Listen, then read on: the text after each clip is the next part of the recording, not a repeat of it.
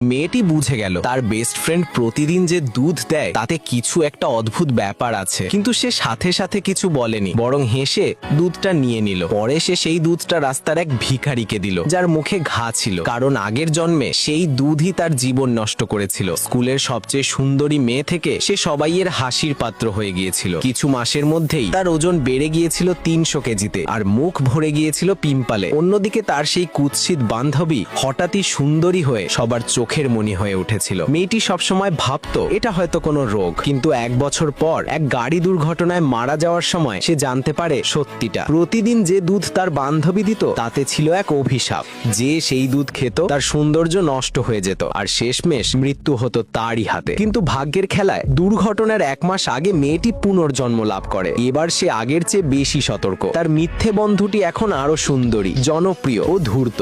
প্রতিদিন সদয় মুখ করে সে দুধ দিত, আর ক্লাসমেটরা তার প্রশংসা করত। অন্যদিকে মেয়েটিকে সবাই অপমান করত, মোটা বলে হাসতো। অবশেষে মেয়েটি এক পরিকল্পনা করে। সে বলে যে সে ডায়েটে আছে, তাই দুধ খেতে পারবে না। তখন বন্ধুটি নাটক করে কাঁদতে থাকে, বলে এই দুধটা শুধু তোমার জন্য বানিয়েছি, তুমি না খেলে নষ্ট হয়ে যাবে। ঠিক তখনই স্কুলের সবচেয়ে হ্যান্ডসাম ছেলে আসে বিউটি কন্টেস্টের জন্য। সবাই সেই সুন্দরী মেয়েটিকে, অর্থাৎ অভিশপ্ত দুধওয়ালি বন্ধুকে সামনে পাঠিয়ে দেয়। কিন্তু সেই ছেলেটি খুঁজছিল পুরনো সুন্দরী মেয়েটিকেই। যখন সে মোটা আর মুখে দাগওয়ালা অবস্থায় তাকে দেখে, সে হতবাক হয়ে কিছু না বলেই চলে যায়। এরপর ভুয়া বান্ধবী আয়নায় নিজেকে দেখে, কিন্তু যতই সুন্দর হোক তার মন ভরে না। সে আবার বলে ওঠে দুধ খেতে ভুলবে না যেন। মেয়েটি বিভ্রান্ত, কি করবে বুঝতে পারছিল না। ঠিক তখনই সে দেখে রাস্তায় এক ভিখারি কচরা তুলছে। তার মাথায় একটা আইডিয়া আসে। সে রুটি কেনার অজুহাতে বাইরে যায় আর চুপি চুপি সেই দুধ ভিখারিকে দিয়ে দেয়। ভিখারি কৃতজ্ঞ হয়ে এক চুমুকে দুধটা খেয়ে ফেলে। কিছুক্ষণ পর মেয়েটি অনুভব করে তার মুখে চুলকানি হচ্ছে।